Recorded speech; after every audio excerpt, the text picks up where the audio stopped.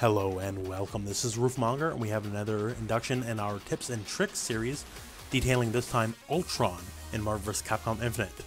So we're going to be going over his special moves, his general game plan, some really important things about his aerial offense, which is very strong, what makes him a really good character, and some really sneaky stuff with the command grab. So without any further ado, let's go into it. So first up, let's cover his specials. So the first being the Death Ray, and like all beams, at least in this game, not necessarily the older games, but the closer you are, the more damage it'll do. So if we are further away, see here, it does quite a bit less damage. But one of the better properties of beams in this game is generally any given fireball, beams will totally crush fireballs and projectiles in general, even ones that are high durability. Like Jetta's Pinwheel has very high durability. It can take multiple shots from many things, and beams don't care. It's just as long as it's a projectile, a beam generally, rule of thumb, with a couple odd exceptions, rule of thumb is it'll totally beat any given projectile and just delete it off the screen. So that's one of that's main uses. It's basically a harassment tool. You're not going to be pretending you're Street Fighter 2 and you're Ryu here or nothing. It's not going to win you the game by itself, but it is a good tool and helps clear the screen of garbage, and that's its main use. Now next up is the Melt Blast, has a light kick and heavy kick version, and that's Ultron's wall bounce move. And you can see here now it's mostly combo fodder, and honestly it has almost no use outside of the corner, but thankfully if you watch the companion combo video, we do have a combo string that will take you to the corner no matter where you are. And after that, if it is in the corner, you can always get a jumping fierce punch into whatever you would afterwards. But so once again, it's for the most part combo fodder, but it is important combo fodder and it can lead to setups. Next up we have Fatal Swipe. Once again, light kick, heavy kick versions. So if you manage to full ground it, it will go into this animation. And honestly, it's going to be quite rare. Just like the previous move, it's for the most part combo fodder. It gives you a ground bounce, and is what leads to such great ability to bring your foe to the corner. Because you see here, if we do any basic old thing here, it moves the foe quite a bit forward towards the corner in the combo if you're not already there, and that's where it really shines. Now, next up we have Protonium Emitter, and honestly I had to look up the name of that, I just call it Electric Ball. So the main use of Electric Ball, although it can be used in some combos, is mostly for resets or holding people in place. The heavy punch version of this is actually very plus on block. We don't have the exact numbers as of this time of the recording, but I can tell just by fact you can just hold up after you start blocking a maneuver if you're controlling the other character, and you can see here Ultron clearly recovers before him, so it is plus on block.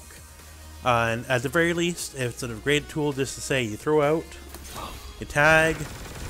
It's a very large hitbox, they got a groove on it, and your tag partner can do whatever they want while they're dealing with that.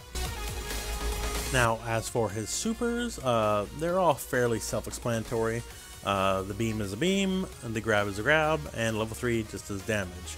I do want to note, however, for the beam, now outside of obviously, just like I mentioned before, beams, the closer you are, the more damage you'll do.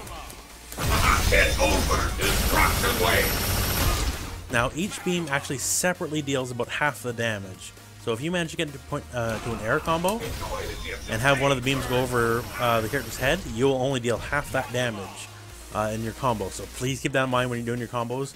Make sure Ultron is squarely facing, so both beams will hit the character, otherwise you're going to be giving up a lot of damage. Now, to speak about the drones, I feel they're important enough to warrant their own segment here, separated from the rest of the special moves. So you have three kinds of drones. The grounded light kick drone, the heavy kick drone, which is the same in air or not, it shoots a laser, and the aerial light kick drone. So, to quickly speak about them, first I'll just mention the heavy kick drone. So he just shoots a laser, he ain't nothing fancy. So if the foe has, once again, just like the Death Ray, if the foe has a projectile out, as long as the angle is right, because it is higher up off the ground than normal projectile, it'll still win out and doesn't do much damage, although, once again, just like the other beam, closer you are, the better damage it'll do. And now I want to mention the more important of the two drones, honestly, is light kick drones. So if you manage to hit them before they do what they're going to do, they'll just bounce away harmlessly. See, they'll just bounce away. It's not a big deal. But they happen to have a projectile canceling property at the end of their fist. See here? So totally beat the Hadouken clean, still hit them. So if you can manage to sneak them out, that's fantastic. And they'll beat projectiles at the arc they're at, otherwise they'll just bounce harmlessly away. So see here, both piles of bounce, but they do have different bounces. So the ground one is a wall bounce, and the aerial one is a ground bounce. So please keep that in mind for your combo opportunities. So if you do the aerial one and start a combo, your dive kick or launching dive attack will no longer have the ground bounce property. And if you were to do a combo with, say, the grounded one, you'll now lose the wall bounce property on this move as it's already been used up. So both resources are fairly important to Ultron depending on which combo you want to get for, but please keep that in mind. But yes, you can also shoot two drones at once. You can cancel the recovery of one drone into another. You can only have two drones on screen at a time, however, so please keep that in mind. But yeah, so his general game plan is just something like, and we use Reality Stone, for example. It's a good baseline. So we can call a drone, Reality Stone, and then follow up afterwards. And say you just want to faff around, you don't want to commit to anything yet, so same deal. Then you can fly, maybe call another drone, shoot another Reality Stone, just kind of waste time, and frustrate your enemy. But yeah, the drones are one of the most key points of Ultron's game plan. And you can really frustrate people with them. And at the very least, you can just do something like call two drones in the air, tag out, and you got two buddies covering your approach, which is great. Now to mention jumping Fierce Punch, this guy right here. This is perhaps the most silly jumping normal in the game. The hitbox on it is absolutely ridiculous. You can be nowhere close to your foe and still get a cross up if you're air dashing, or a hit if you're not, or just whatever, it doesn't really matter. It basically hits behind them. You see here when I'm doing my cross ups. Other characters like Nova or Captain Marvel, you need at least some nuance in their air dash cross ups. Marvel or Ultron has no such need. He can just go berserk, and you don't even have to worry about spacing because you'll get your hit. The only thing it has somewhat trouble hitting is a crouching rocket raccoon, which you can still do. You just gotta make sure you're really low to the ground when you do it. But yeah, this move is fantastic. It's almost every combo you're gonna see, and start from that. And that's where his offense is, and it's basically where he can opens people. No matter where you're on the screen, you can always just, at the very least, jump, dash, go for it, and just open people up. It's fantastic. I can't speak highly enough of it. It's basically Ultron's most important button, just straight up. Without this, he wouldn't be half as good as he is, I think. Now, I do also want to mention his tri-jump. I think he has about tied for the best in the game with Morgan, best tri-jump, and if you're not familiar with the concept, it's simply you jump up forward, and you air dash down, down forward that is, and you hit with an attack. So you're basically doing a triangle. Now if you're up close, you kind of throw, even though it's still called tri-jump, you kind of throw the triangle part out of the window because you're usually jumping up or up back. And see here? And I want to show you my inputs just in case you're playing on stick. Where's my inputs? There we go. So what I'm doing, and this is a method that's easier for me, it might not be for you, but you see here I'm actually doing 3 separate button presses. So this is just to help my brain out, honestly. So what I'm doing is I'm hitting Fierce Punch, and then immediately hit Light Punch afterwards, which cancels the Fierce Punch into your dash. You can't dash as soon as you leave the ground. You need a minimum of height before you can air dash, and this helps build that up. For me, so it lets me just start hitting buttons basically right away, so I don't lose my rhythm. And you see here, that just makes that work. If you're playing on pad, you know, you can just hit whatever button you have assigned to your dash, and hit your light kick. That's all well and good. But for me, and once again for you too, perhaps if you're playing on stick, it's just a handy tool to keep that going. And with that in mind, that and this very silly jumping fierce punch is what makes the corner of his offense, because anytime I'm in your face and you see me jump up back, I can either go jump up back, cross up, or jump up back, try dash.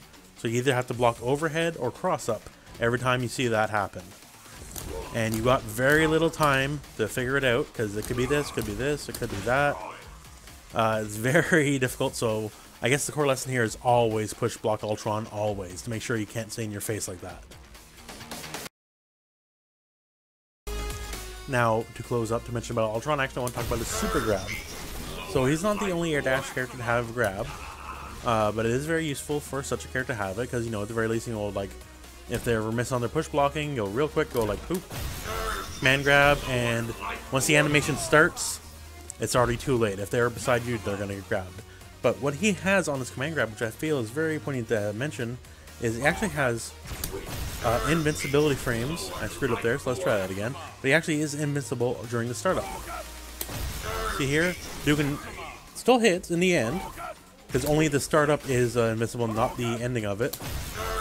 But for the brief time he starts up, he is invincible. And it is a frame 1 hit. So I'm holding up for Ryu. It's too late. Once the animation starts, it's going to happen. So you can really get belligerent with people, and the only way out of it is to jump. So if you're in their face, they're going to get got. And it's even got a little bit of decent range. See here, I wasn't necessarily beside him, and it still worked. So I feel this is a very belligerent tool for Ultron's offense, especially, you know, while you're going ham, you're going crazy, and just, you know, trying to open people up. You know, it leads people to want to be defensive, and this really gets them. So the frame it hits, if they already had an active move out, the frame it hits, it will trade at that point.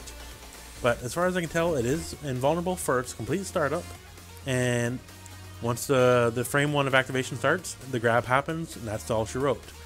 You can get, for the most part, a full combo off of it. I do have a companion combo video for here. So you're going to be in the high 3000s generally afterwards, so, you know, it's not as much as a normal combo to be sure, but to have a command grab on such a fast character is a great tool to have. Now, while not technically a special move, I do want to mention this one command normal in particular, which is down forward fierce kick.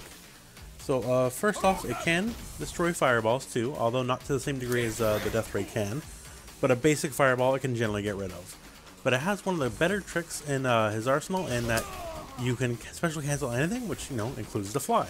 So, just in case you didn't know, he has a fly. But yeah, so you cancel on the fly, and you can really get some offense going. So we can get something like this, and go right into that. If we want to get tricky, we can do something like this. And that was, I hit in front, and I hit in back. So this is generally a move you want to do at the right angles.